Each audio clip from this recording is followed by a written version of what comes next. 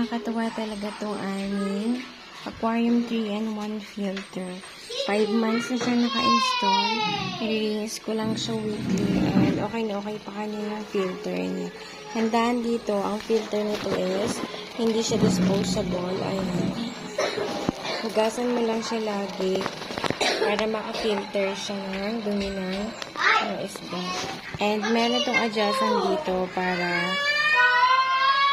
ma-minimize mo yung noise ng filter. Ayan. Tuturn mo lang to. Ayan.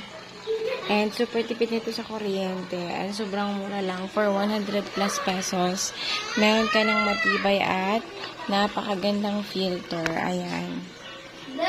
So, i-click nyo yung link sa baba para ma-check nyo yung item at para makabili na rin kayo ng sarili nyo ang Aquarium 3-in-1 Oxygen Filter. Ayan.